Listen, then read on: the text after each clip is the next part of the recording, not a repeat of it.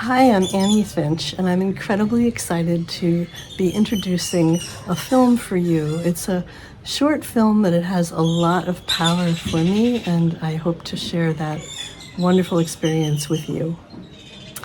The film is about the priestess Enheduanna, who was the first poet to ever sign their name to their work that we know of. And she was a priestess of the goddess Inanna about 4,500 years ago in ancient Sumer. I was incredibly excited when I recently moved back to New York City to discover that the Pierpont Morgan Library had just opened an exhibition about Enheduanna called She Who Wrote, Enheduanna and the Women of Mesopotamia. And it is a wonderful exhibition, and it's the life work of the curator, Sidney Babcock. It's his final gift to the world, and I do believe it is world-changing. For me, this was no surprise because for 10 or 15 years now, Enheduanna has been a shiro and an inspiration for me. Since I first read the fantastic book by Diane Volkstein called The Descent of Inanna, which is translations of the poems that Enheduanna wrote about the goddess that she worshipped and that she was the priestess of, the great goddess Inanna of ancient Sumer. So I wrote a poem about 10 or 12 years ago after reading that book and after developing rituals based on the descent of Inanna, which were very powerful. I was so moved by it, and I wrote a poem which I've been tinkering with for about almost 15 years, and it is now going to be the very first poem in my next book, Coven. So I had this poem, and I had this passion for Inanna and Enheduanna.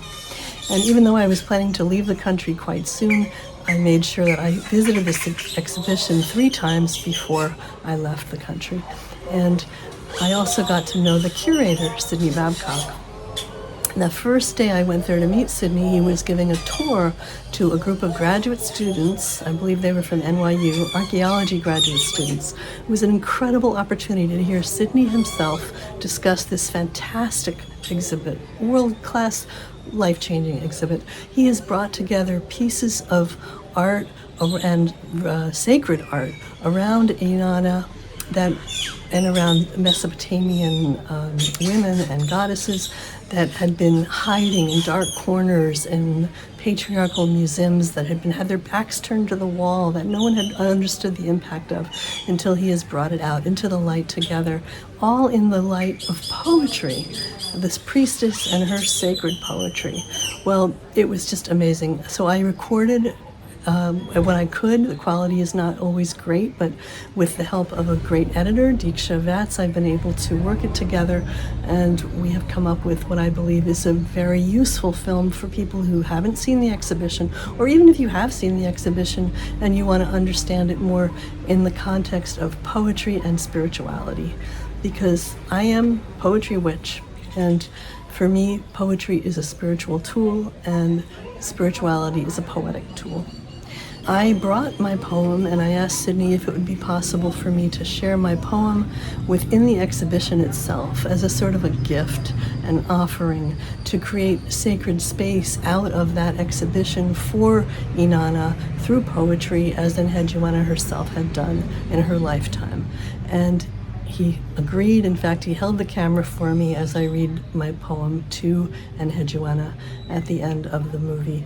And to me, this is incredibly, what an honor to be able to share my poem right there in the presence of these precious statues of Enheduanna and of Inanna, gathered from all around the world, there together in this powerful spot. It's just was an amazing honor. So this video is a gift for you. It's a gift from Poetry Witch. It's a gift for anyone who cares about poetry, spirituality, women's power, the intersection between all of those things. And I hope it will help to create more of a space in which the divine feminine power and what I believe to be the original state of humanity, basically a kind of women-centered, matriarchal, matrilineal world, can come back into being. This is my hope and wish, that we can heal, and that this is why I open my next book with this poem to Enheduanna because I call on her power to help us heal and bring back that faith in the goddess that she had just at the very beginning of patriarchy when she was writing. And you'll also hear that she was sexually abused and harassed and stripped of her power because she was writing 4,500 years ago, was just around the time when the matriarchal order was really giving way to the patriarchal. And that is part of the tragedy of Inanna. And in a way, the power that I hope we can help to redeem and bring back and bring her power back into the world right now. And that's the spirit in which I've gifting this video for you. Thank you so much. Blessed be. What does this show? This is the earliest narrative scene we have for Mesopotamia. It's on this monumental limestone vessel that was broken in antiquity and considered so important that it was repaired by these little copper cleats. But what does it show you? It shows you how the Sumerians thought the world worked. And it only worked because of the goddess's intervention. It depended on the female principles. So how does the world work? Well, you start at the bottom with the waters that bring life. And we move up a level, and we get the plants for the agricultural society. And we move up one more level, and we have the domesticated animals alternating male and female, clearly. And then clearly male offering bearers bringing the produce of the land. They're stripped. And they're bringing all of this to the temple of the goddess. And I come around with this. There's a missing figure here. And you see there's the figure's back foot, and the figure's wearing this net-like garment. Remember that, please. And then there's a figure, we assume male, right? It looks like a man. It has that, but there's no beard, but he has long hair. And he's bringing a garment also to the temple. So this is the ruler figure who's missing. She is absolutely more prominent than anybody else. And she is probably the earthly representative of the goddess. And she's not identified because I think the reason she's not specifically identified is that this is not taking place in one particular moment, but it's something that happens always. So there's not that, doesn't limit it. So let's go into the temple. And what do you have inside the temple? You have a male ram, a male animal, a ram. And the ram, along with the bull, are the two most potent symbols of male sexuality in Mesopotamia. And on the back of the ram is a temple with the standard of the goddess, so male and female combined. And then two figures. Now, again, it's very difficult to tell what gender they are. Subjectively, I think there's a woman and a man, but I can't prove all of that. So all that needs to be worked out. But the figure in the front is balancing, looks like the figure is balancing a series of pots. Well, remember my idea about the woman becomes the simplified version, and that's how you write the name. Well, this is the same early stages, and so those pots actually represent the early cuneiform sign for rulership.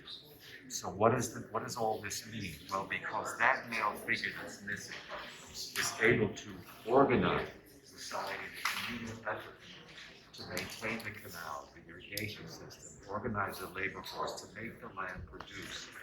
He is being given the privilege or the rights to rule by the goddess herself. So it's only through her that the legitimacy of the king comes. That's how the Sumerians think the world works. And one detail that I really like is that the animals go one direction, the humans go the other. It's constantly moving in time. And it's really quite a spectacular Mesopotamian art history book. But what does it show? Again, it shows how the world works thanks to the goddess and only because of the goddess. There are the standards of the goddess, two rampant male animals, and they frame the king, the figure with the net skirt that's missing from the vase, the damaged part. But what is he doing? He's feeding the animals, but he's feeding them not with a plan from the natural world, But this is the second symbol that we know of the goddess. This is rosette that represents Inanna. So the message clearly is it's through her that everything is sustained. It's only through her. And everyone is dependent upon her. And the most beautiful expression of that is on the cylinder seal from Yale. And the male figure has now been removed, just gone. It's even more simplified. It's just a series of sheep that are repeated and with duplicate images. And this duplication and repetition leads me to think it suggests stability and permanence. And again, it's only because of the goddess who nurtures us and gives us and sustains us. And it's clearly represented on this cylinder seal. Representations of a lot of images of people as well as deities, except for Inanna. And they have to figure out a way to distinguish people from deities. So the gods and goddesses start having horn crowns.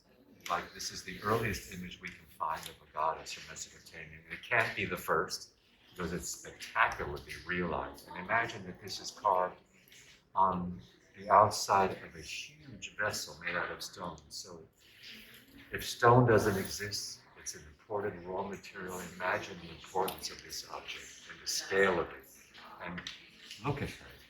She's seated sideways, but her torso is turned so that she confronts you with this gaze and really commands your attention. And what she shares with all the sculptures of individual women in the middle of the room are two things: abundant hair and that smile, that beautiful smile. And what's coming out of her shoulder, behind her shoulders, are the vegetation goddess, but we don't know exactly who she is. And she's holding a bunch of dates in her hand. And why is that important? Well, one of the main crops is date cultivation, date palms. And if you're doing this on a massive scale, you have to artificially inseminate the female plant with the male inflorescence. So fertility is implied by her holding this in her hand. It's an extraordinary evocation, and that frontality in that hair is really something. And notice another little detail. Remember I showed you that first sculpture where you saw the body underneath the garment? Look how it's done here. Look at her elbow. And that little subtlety of defining the arm underneath the garment is really something. It's very deliberate. And just turn around and look at this object on the Metropolitan. This is the first time it's been shown again in the round. It's the goddess on either side. And you look at her from here, that smile, that face, that sort of eternal contentment. And I think the quality of this is so remarkable that my suggestion is that this is an object that was probably venerated in its own time, like those reliquaries of medieval churches in the medieval period. And the hair, again, is just an extraordinary image. We have discussed the individual women in the middle of the room and how it's the beginning of portraiture, or women in scenes without men and clearly in charge of what's going on. The first one I want to point out is this tiny seal that's often been overlooked from the Yale Babylonian collection that shows a woman on the left and a man on the right, and they're seated in front of temples. And there's no difference in scale or gesture, but it's tilted towards the feminine. And the reason I say that is the deity being worshipped by Inanna, by the rosette. So we're leaning towards the feminine. And this remarkable plaque, there's 3 plaques in the exhibition. What these were important events, and they were commemorated in stone and attached to temple walls by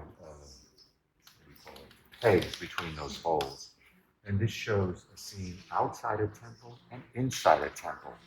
So there's the temple, and there's again, and he's holding in his hand what the male figure behind the rulers bring to the temple, what I call maybe another garment. And he's approaching a woman. And the woman is identified in the inscription as Kagir God. Now, this is the earliest historically attested name of a woman anywhere in the world is on this object. And you tell me why this is the side not on view in the British Museum. It's the other side. Nor does the label tell you that it has the earliest named woman in history. So these are things we're trying to point out and address. And this beautiful vessel from the Morgan Library is a gorgeous, simple shape and form. And remember, stone does not exist in Mesopotamia, so it's a very special object to begin with. It also mentions a woman, and it mentions her husband and her father, but it also says something more. It says Davis. And what does that mean? It means that this was given to a temple to benefit her in some way, but it wasn't given by the men in her life. She gave it. She had the agency to do it. She could do it. And that's what's important, and she tells us. This object is carved on all four sides, and until recently, the only side you ever saw was this side, the way it was installed at the Met. You couldn't see it in the round, and what you saw was a male figure standing in front of a temple. Can you see that? And he's identified in the inscription as Ushumgal, and so it has always been known as the stele of Ushumgal. But if you come to this side, where I have my label to make you come to this side, you'll see there's a female figure, and she's taller than Ushumgal on that side. And not only is she taller, she's more deeply carved, she's more fully realized as a believable form. Look how the garment just fills that space, and it's solid and really substantial. So she's identified in the inscription as Shara Egichi Apsu. She's also identified as Ushumgal's daughter. However, the inscription goes further to tell us that Ushumgal is standing in front of a temple because he's commemorating a transfer of property on her behalf. So everything is happening on this stela because of her. She's bigger, she's more deeply carved, and the event is commemorating something that's benefiting her. So for this exhibition, we are calling it the Stele of Shara Egichi Apsu in her honor. And there's also something else in the inscription. This was considered such an important moment, and to preserve it in stone, that the person who made it actually tells us the name. So this is the first time we have the name of an artist in the world, and the name is Enheduanna. It's probably a man. But you all know about Praxiteles and Phidias. Why don't you know about him too? The first artist that we know by name. It's important. It's celebrating Shara Egichi Apsu. It's the same ordered world as the Uruk vase. We have the registers, the narrative scene. There's the musicians down below. People are bringing drink and food, and there's our couple, the female on the left and the man on the right, equal in scale except for two differences. The woman has a footstool, he does not, but he's seated on a stool that has two circles decorating it. And in the next case, we're going to see a woman seated on that stool with the two circles. And this beautiful seal of lapis lazuli from the Royal Cemetery of Ur shows men drinking out of tubes, but who's in charge of the whole scene is the woman at the right, for two reasons. She's bigger in scale. She's also, again, more deeply carved. That's an important thing you need to look at. And down below, she also has a female attendant. And down below, there's an entire band consisting of women entertainers. You have two women at the right clapping or shuffling, and a woman is helping to hold up this lyre that has a bull's face. And then there's a woman lyre player, and then there's a woman playing a long reed instrument, which is just what this woman is doing on the shell inlay from the Metropolitan Museum. And hanging from her wrist is a cylinder seal, which is a wonderful thing for those of us who specialize in seals. So let us look over here. There's our priestess staring right out at you, just like the goddess. She's confronting you. And again, look, she has the same kind of hair, that wonderful defining hair. She's wearing that circlet in her hair. And there's a man behind her bringing an animal, another woman bringing more animals to sacrifice. But who's the important person? It's our priestess. And then we go inside the temple, and there's a seated male deity and another subservient, naked man pouring a libation. And there's our three priestesses lined up. And look at that composition of those three women, how the artist has been able to really draw your attention to scale and rhythm that they create with their faces, their fillets, and their hair. And look how their bodies are covered with these garments. It's a really wonderful image of cloistered priestesses. And the seal from Berlin clearly has our priestess at the back, and she's actually elevated on a little platform. I mean, details are everything, and nothing on seals is by accident because they're so labor intensive and the material is so precious.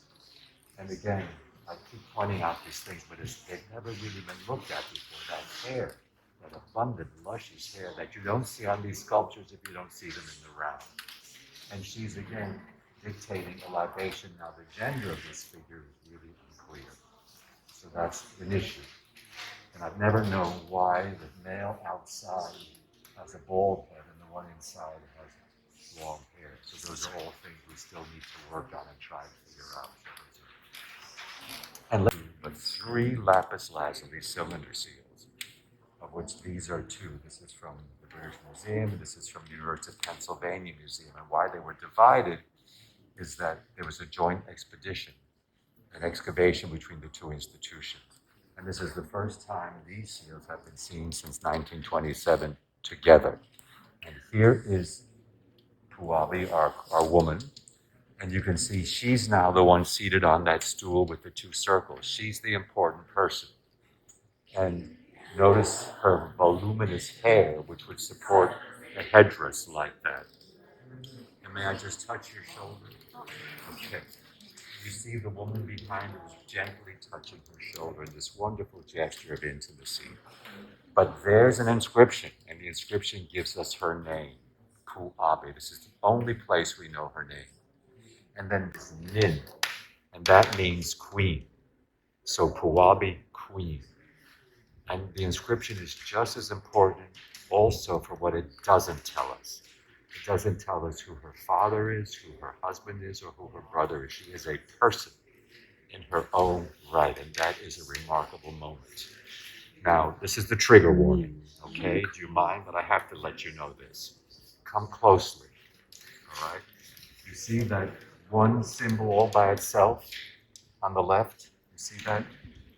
That is the word for queen. What does it look like? It's the pubic triangle. And it's on a rectangle, which is the throne base. You see that? That's exactly what it is. It's this one, right to the left, all by itself. One thing by itself, just at the edge. There's a line, and it's just to the left of the line. It's the female pubic triangle. There's her other beautiful lapis lazuli seal. And even though she's not named, that's clearly her. She's seated on her special chair with the circles. And this seal has its entire entourage is all women. There's about 4 or 5 different circlets around her hair. You notice the outermost one has these little carnelian beads attached to the leaves. Well, how was that done? Well, they carried out the leaves to rather fine its thinness. And instead of soldering another bit of gold to the end, they just keep hammering. So it's all one piece. It's a bit of what's not soldered together, but just hammered bit by bit by bit by bit. Now the question has been, should she wear this in real life or not? And my theory is yes, she did, and I'm going to tell you why. And of course, remember, she is Nin, queen of Ur. The main god of Ur is the moon god. So she would have to participate in these rituals in the phases of the moon. So imagine wearing this in the darkness of southern Mesopotamia in the light of the full moon, and the aura it would create around his head. And there's another thing that makes me think about it, is that the earrings are very light. They're scooped out. And what does that do? It reflects more light around your head. And then those rings on either side of her head were braided into her hair. And then these little gold rings make sound as you move. So it's quite this vision of sound and light performing these rituals for the moon. So when this was found, the excavator, Sir Leonard Woolley, wasn't Sir yet. He and his wife dismissed all the workmen and spent day after day after day after day on their knees trying to make sure they got each bead in place to try and create the most believable reconstruction possible, given the circumstances of the expedition. So there she is. And this ancient impression, the seal no longer, we don't know where the seal is, but the seal also had an inscription on it. It names her again, and it mentions that the seal owner was either her scribe or her chief of staff. The cult sphere of the Sumerians, and that is trying to represent what they thought was our fate as human beings, and that is this constant struggle between order and chaos, cycles that we all live through from time to time. Now, how do you show that on the cylinder seal? Well, the world of order is represented by the male figure protecting a domesticated animal, and the chaos of nature that needs to be controlled somehow is represented by these attacking lions. And there's never a winner or a loser. It's this constant freeze, and it's on a cylindrical object, so it keeps going around and around in time. Now, why is she doing this? Why does her staff have an archaic subject? It's the same reason why she has a Sumerian name, and that is to show the Sumerians that there's no break between the Sumerian past and the Akkadian present. And I'll just show you one of the most spectacular seals from the Akkadian period. You can clearly see the work of art this is. And this is how the Akkadians interpret this subject. It's broken up into clearly contesting pairs, and there's a clear winner and a clear loser. The heroes are defeating the lions. This is no longer this dreamlike situation of order and chaos. This is the art of an empire. We will control the world around us, and we'll do it through force. So this exhibition is about image and text, and there's a reason for it. So there's three works that I feature in the exhibition. One is the temple hymn, the other is the exaltation of Inanna, and the third is Inanna and Abi. This is part of the temple hymns on the cuneiform tablet. You can see how it's been fragmented, how the fragments have been pieced together painstakingly over decades of scholarship and research. Well, this is the text that she actually signs. And let me just read you that. The compiler of the tablet is Enheduanna. My Lord, that which has been created here, no one has created before. She's aware of what she's doing. Now, what is the temple hymn? What are they about? Well, she compiles 42 short hymns from sanctuaries of 36 different cities from the entire empire. And they start at the southernmost city of Sumer and work their way up geographically through the empire to the capital city of the Akkadians in the north. So she's creating one document, one religious text that both the Akkadians and the Sumerians can work together. So it's a unifying document. That is her function. And now for you art historians like me, what's even more important about this text is that because of this document, talking about all the gods and goddesses of Mesopotamia, there's an explosion of images of deities on cylinder seals that never happened before. And they are directly dependent on her text. So the text now is generating images for the first time in history. This is the sun god rising at dawn. There's the water god. And these are the gods. Come, please come. This is the gods gathering. And there's the sun god again rising from the mountains in the east with the rays of the sun coming out of his shoulder. And what are they doing? They're going to visit the main male god, who is called Enlil, who lives inside of a mountain. And Enlil is the focus of the temple hymns because his sanctuary is just between Sumer and Akkad. And he's venerated by both the Sumerians and the Akkadians, so he provides the theological glue that holds all of this together. But look at this as art and how interesting it is. He's inside his mountain, and there are two attendants on either side. They're human beings. They can't look at him. He's too powerful. And they're grabbing branches, and they're supporting themselves with one foot on the mountain as they pull those branches away to reveal him in his majesty to the gods as they approach.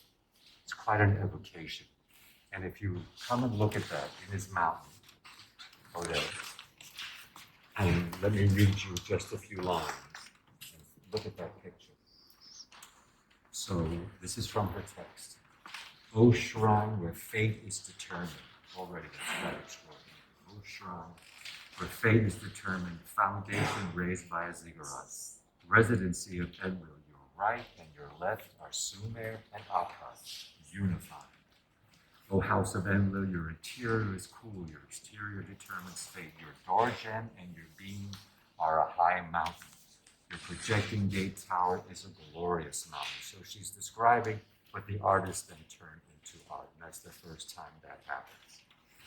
And with that, I'd like you to turn here. This is the most important part of the exhibition. This is the heart of it all. And this is the text that we call the exaltation of Inanna. And this is where someone steps forward for the first time and writes in the first person singular.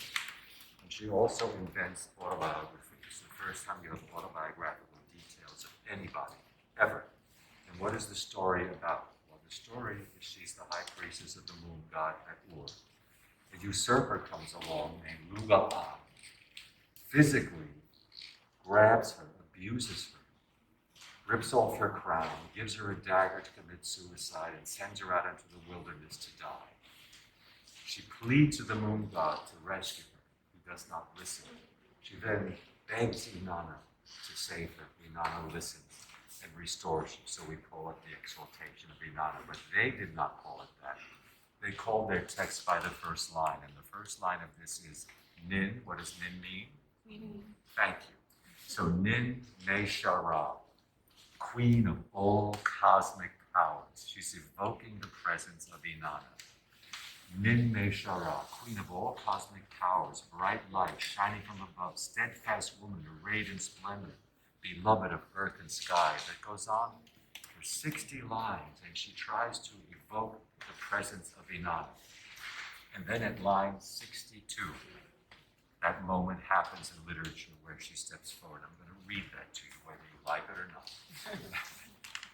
I can't resist, because, and I'm doing this because it's an unfamiliar text, and it should be familiar.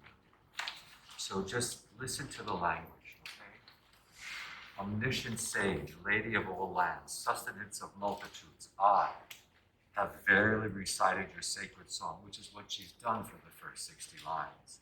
True goddess, fit for the divine essences, it is exalting to acclaim you, merciful one, brilliantly righteous woman, I have verily recited your glories to you. Verily, I have entered the holy place at your behest. I, the high priestess, I, Enheduanna. This is where she pleads to the moon god.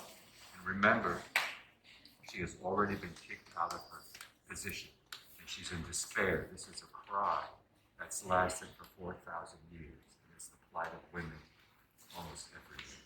So, yes, I took up my place in the sanctuary dwelling. I was high priestess, I, Enheduanna. Though I bore the offering basket, though I chanted the hymns, the death offering was ready. Was I no longer living? I went towards light, it felt scorching to me. I went towards shade, it shrouded me in swirling dust. A slobbered hand was laid across my honeyed mouth. What was fairest in my nature was turned to dirt. O moon god, is this Lugalan my destiny? Tell heaven to set me free of it. Just say it to heaven. Heaven will set me free. It's despair. I am Enheduanna. Let me speak to you my prayer. My tears flowing like some sweet intoxicant. O holy Inanna, may I let you have your way? I would have you judge the case. That man has defiled the rights decreed by holy heaven. He has turned that temple into a house of ill repute, forcing his way in as if he were an equal. He dared approach me in his lust. When Lugalan stood paramount, he expelled me from the temple. He made me fly out the window like a swallow. I had had my taste of life. He made me walk a land of thorns. He took away the noble diadem of my holy office. He gave me a dagger. This is just right for you. This is Shakespearean in its profundity. Or Shakespeare could be Enheduanna. Let's put it that way. And then she keeps evoking Inanna. There's an extraordinary passage about 15 lines when she just says, show that you stand high as heaven. Show that you reach the wide world. All of her power is evoked. And then a remarkable thing happens. She switches from the first person to the third person. and describes her restoration almost as if it's the vision of Inanna coming back to the temple. And I'll just share you a little bit of that, share with you. The Almighty Queen who presides over the priestly congregation, she accepted her prayer, so it's a good outcome. Inanna's sublime will was for her restoration. It was a sweet moment for her. She was arrayed in her finest. She was beautiful beyond compare. Think of Puabi and that ensemble returning to her temple. Even the door jamb greets her. And the final lines are, what she commanded for her consecrated woman prevail.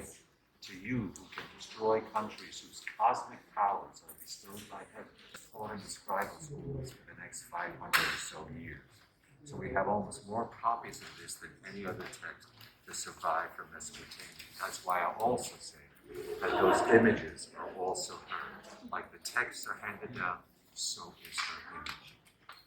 So in putting this exhibition together, I realized something about the seal I hadn't realized before, and that's the importance of what's on the second register.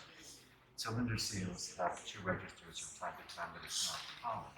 And remember, all of this is done for a reason. There's nothing, it's so labor intensive that it all has a point. So what's the top register? Well, it's that Sumerian subject of the male figure protecting the domesticated animals from attacking lions. But look where the male figure is placed, right over the midwife. So this gives us a visual equivalency of the important roles of both male and female in protecting or keeping society going. But what's even more important is the focus is on the midwife. She's the largest figure on the seal. If she stood up, she would tower. So it's again scale. She is what's important. And in this beautiful seal down below, Carnelian, she's one of the earliest images we have of the mother. Now you all know where that subject goes. I don't know why. Here's one of its earliest presentations. And what I find so touching about the seal is 2 things. All of the women are celebrating, attending to her, and also all of their eyes are on the same horizontal plane. They're all looking and interacting with each other. It's a gorgeous piece of carnelian with the remaining gold cap on either side. And in this seal, I'd like to just talk about for a minute. I'm very grateful that it's here. It came all the way, one object, all the way from the Bible Land Museum in Jerusalem. But I really wanted it, and I'll tell you why. There are many reasons. It's a beautiful piece of lapis lazuli. It's the finest quality. It's also all women. It shows a woman in the back with a beautifully dressed woman being led in by the wrist by a goddess into the presence of another goddess. And look how they're gesturing and acknowledging each other. But what's important, really important besides the image is the text. The text tells us who this woman is. Her name is Dabuna, and that she is a wet nurse. So here you have a wet nurse at the highest level of society. But on top of that, she chooses to tell us not who her father is, but who her mother is. That's very important.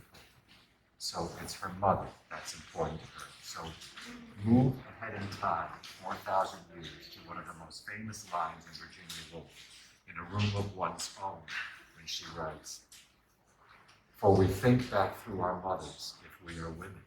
Well, here we have that very idea on the cylinder seal from Mesopotamia 4,000 years earlier.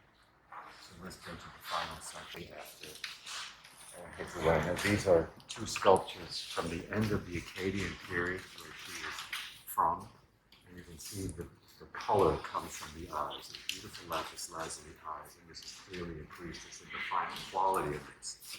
Well, the Akkadian Empire collapses for a number of reasons which we won't go into. Well, I will briefly. Her nephew, Naram-Sin, abuses what his aunt did.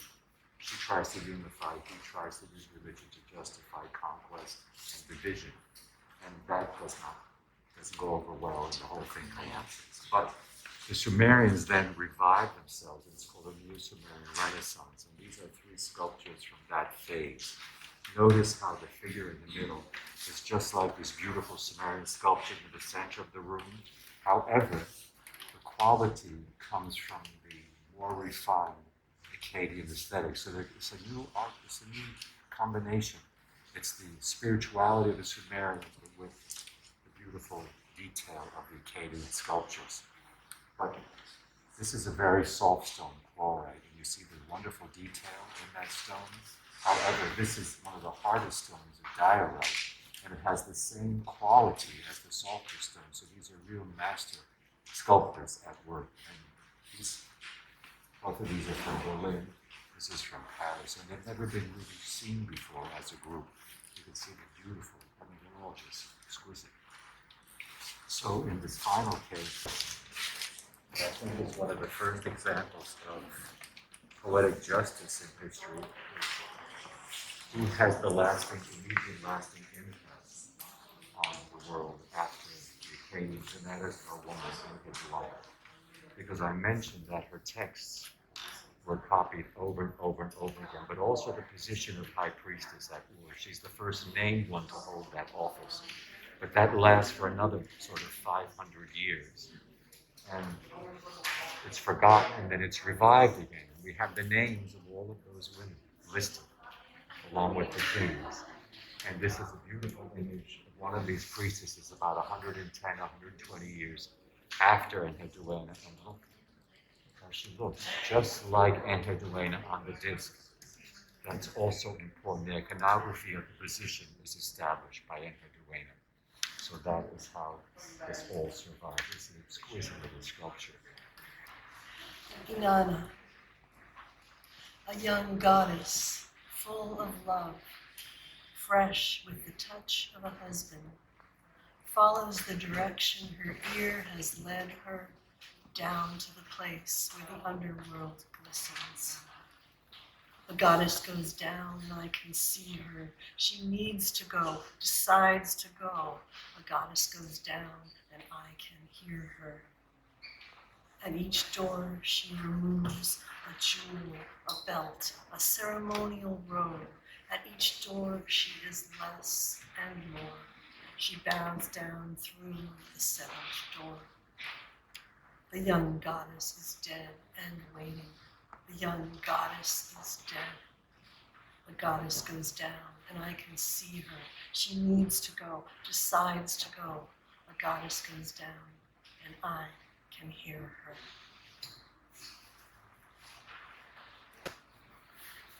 My poem Inanna is from my first book of poetry, Eve, and I'm reading it here to show the goddess herself and all who have believed in her and in the divine feminine over the last 4,000 years that the goddess is alive.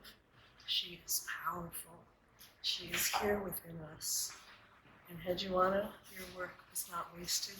We hear you, we find you, we worship and we adore your goddess Inanna, just as you did then. So, 33 years after writing my poem for Inanna, I began writing a poem for Enheduanna, which is now finished and will be the first poem in my next book.